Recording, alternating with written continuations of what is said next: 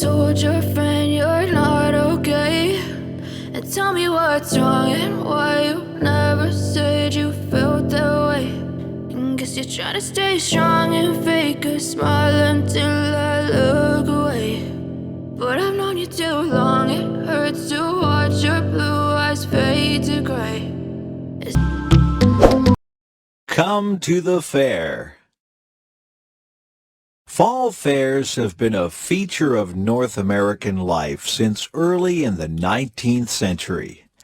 At the end of the harvest, people from rural areas have come together to celebrate.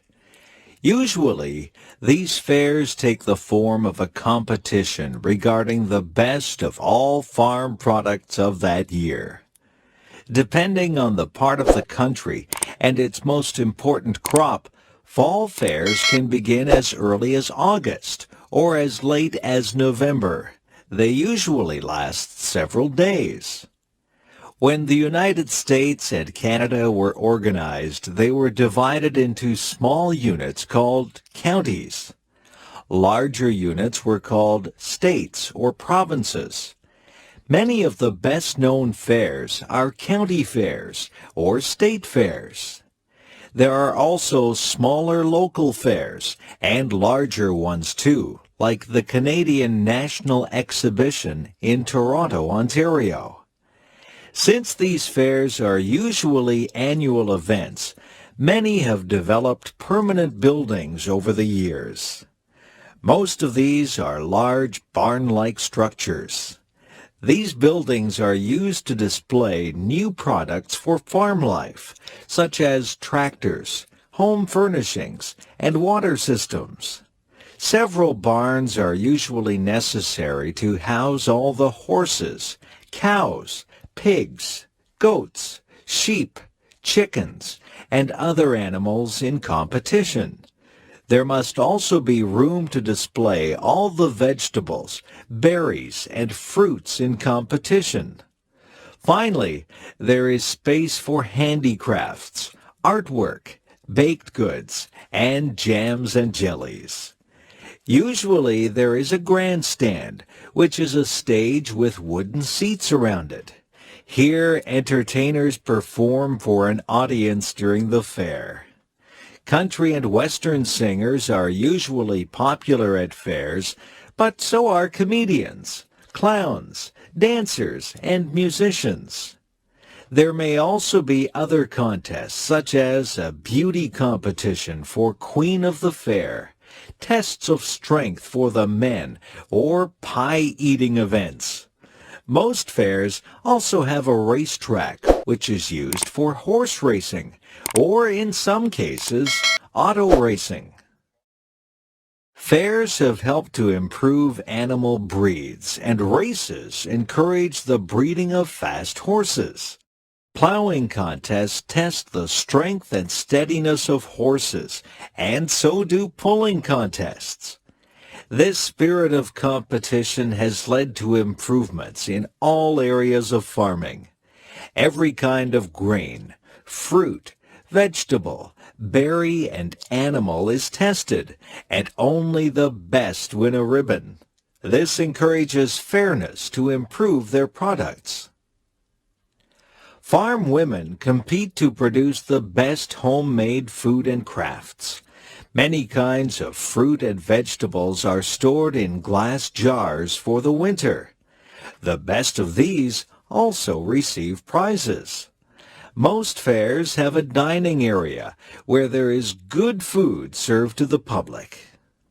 The goal of improving farming is sponsored by the governments of Canada and the USA. 4-H clubs are youth organizations that encourage farm children to take an interest in farming. 4-H clubs aim at improving the heads, hearts, hands, and health of their members.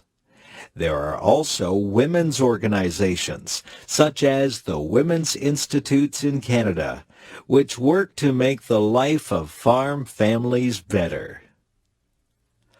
Fall fairs have taken over the idea of the midway from the circus.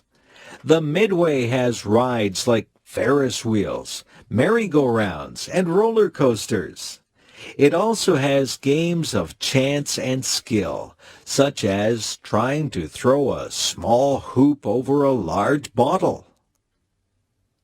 One nice thing about fall fairs is that they are fun for the whole family. Children enjoy the midway and the farm animals. Women like the crafts, food, and household exhibits.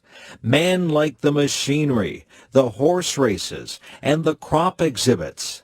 Everyone likes the grandstand shows. Nowadays, not so many people live on farms, but people from towns and cities still enjoy going to fall fairs. They are part of our North American heritage. Hiroshima. North American children know about Hiroshima. They are taught about the dangers of nuclear war. Sometimes they learn the details of the damage that was done. They learn about what happened at 8:15 a.m. on August 6, 1945. People were eating breakfast. Children were going to school and adults going to work. There was a blinding flash of light, a scorching heat, and a mushroom cloud rose up. People close to the explosion were instantly vaporized. Many of those further away would die from burns and radiation. 60,000 houses were destroyed immediately. One concrete structure remained standing, although it was damaged. The local government left the atomic dome standing as a memorial to the explosion. Even those who were not seriously injured in the explosion later became very ill. They became very sick from radiation poisoning. Many developed leukemia. Sadako Sasaki was 2 years old when the bomb exploded. She was apparently uninjured and grew up normally until she was 12. Then she developed leukemia, a disease of the blood and bone marrow. Sadako began to fold paper cranes to protect her from the illness. However, she died in 1955 before she reached 1,000 paper cranes. Her example inspired the Children's Monument at Hiroshima. There is a peace museum in Hiroshima which has objects left by the explosion. These include bottles, metal, stones, and tiles twisted into strange shapes by the heat. There are objects on which people were vaporized so that their shape appears like a shadow on the material. There are bits of burnt clothing and many photographs. Why was the bomb dropped? World War II was a long and bitter war. The rules of war, which said not to kill civilians, were forgotten.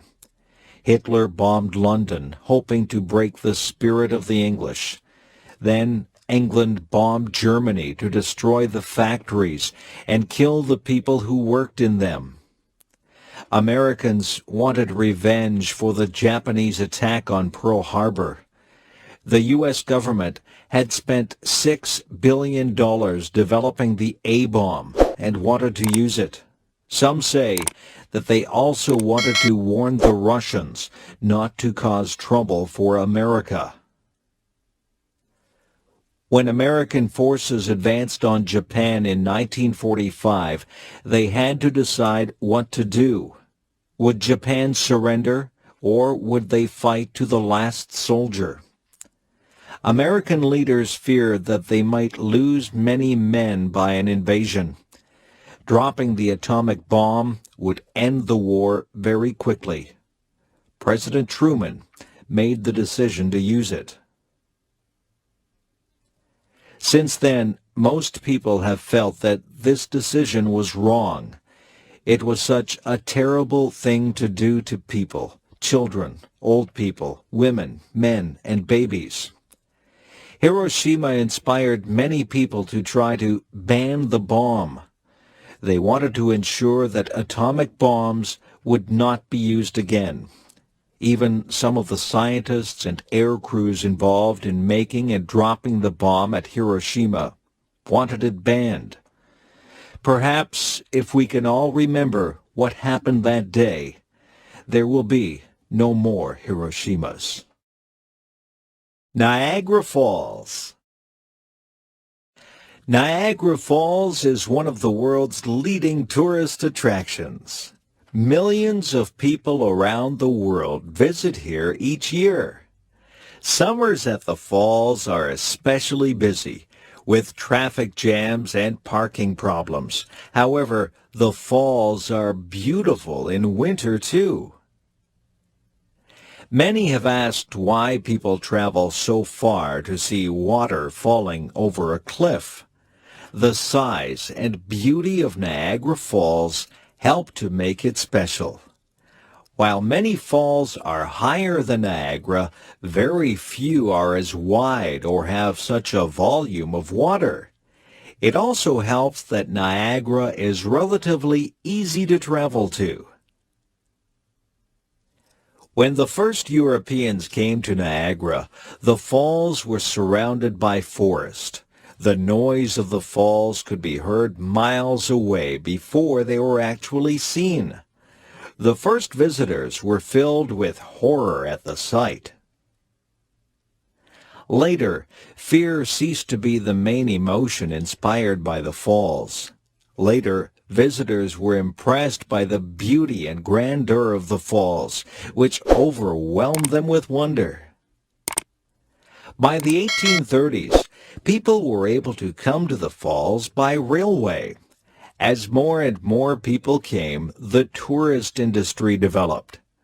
Early tourism was not well regulated, and there were many complaints about cheats and swindles. Today, there are similar complaints about tourist junk and high prices.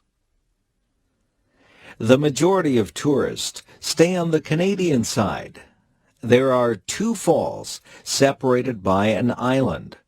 Since the Niagara River forms the boundary here between Canada and the United States, each country has one of the falls.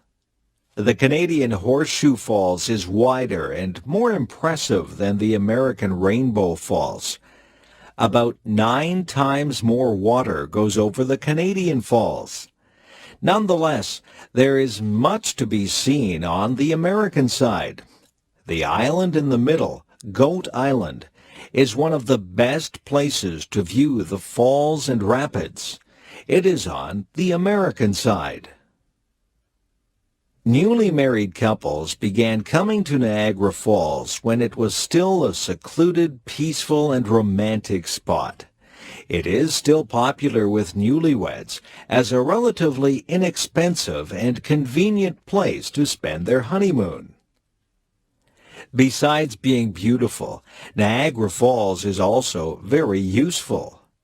Their falling water is the power behind several of the largest hydroelectric stations in the world.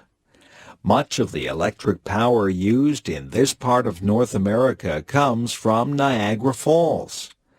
In order to harness this power, half of the flow of water is channeled away from the falls during the night and during the non-tourist season. Probably most visitors don't notice the difference. Niagara has attracted many kinds of people over the years. Businessmen have come to profit from the tourists.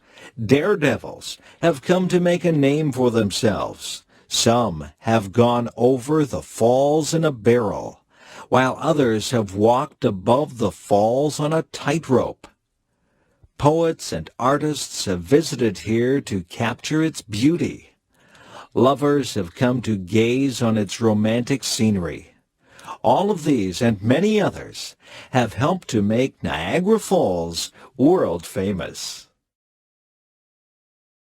Cowboys. The golden age of the American cowboy was short-lived. It began in the 1860s with the great cattle drives from Texas north to Kansas. By 1890, when railroads had reached remote areas, there was no more need for large-scale cattle drives. Of course, cowboys have a history before 1860. In fact, there were Mexican cowboys long before that. The Spanish conqueror of Mexico, Hernan Cortes, brought cattle with him in 1521. Cortes also branded his cattle with a three-cross design. The Spanish sharp-horned cattle roamed the deserts and prairies freely. Eventually, they found their way to Texas. American settlers in Texas interbred their animals with the Spanish breed. The Texas Longhorn cow was the result. It was famous for its bad temper and aggressiveness. The Longhorn was a dangerous animal, with each of its horns measuring up to 3 1/2 feet long. After the American Civil War ended in 1865, disbanded soldiers who were former black slaves and young men seeking adventure headed west. At that time, there were about 5 million cattle in Texas. Back in the East, there was a big demand for beef. By this time, railways from the East extended as far west as Kansas. It was still more than 600 miles from South Texas to the railway. Between the two places, there were rivers to cross, Indian tribes, badlands, and other problems. A fur trader named Jesse Chisholm had driven his wagon north in 1865. Cowboys and cattle followed the Chisholm Trail north to Abilene, Kansas. This cattle trail became the most famous route for driving cattle until it was barred with barbed wire in 1884. In 1867, cattle dealer Joseph G. McCoy built pens for 3,000 cattle in the little town of Abilene. Soon, Abilene was the most dangerous town in America.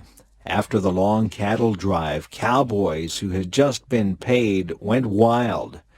Sheriff Wild Bill Hickok tamed Abilene in 1871 by forcing cowboys to turn over their guns when they arrived in town. Other towns replaced Abilene as the wildest town in the West: Newton, Wichita, Ellsworth, and Dodge City. In Kansas, a herd of 3,000 Texas Longhorns might sell for $100,000, making the rancher rich. The cowboys might get $200 in wages, which often disappeared on drink, women, and gambling. Getting cattle to Kansas was far from easy. One of the biggest difficulties was getting the herd across rivers, especially when the river was high. There were no bridges. In 1871, 350 cowboys driving 60,000 cattle waited 2 weeks for the water level in the Red River to go down. Food for men and animals was also difficult to find at times. An early cattleman developed the chuck wagon, which were both a supply wagon and a portable kitchen. In the 1870s, there were probably 40,000 cowboys in the West. After the prairies were fenced in, there was less work. Large ranches still employ cowboys to round up the cattle for branding or for sale. Even today, about 20,000 cowboys still work in North America.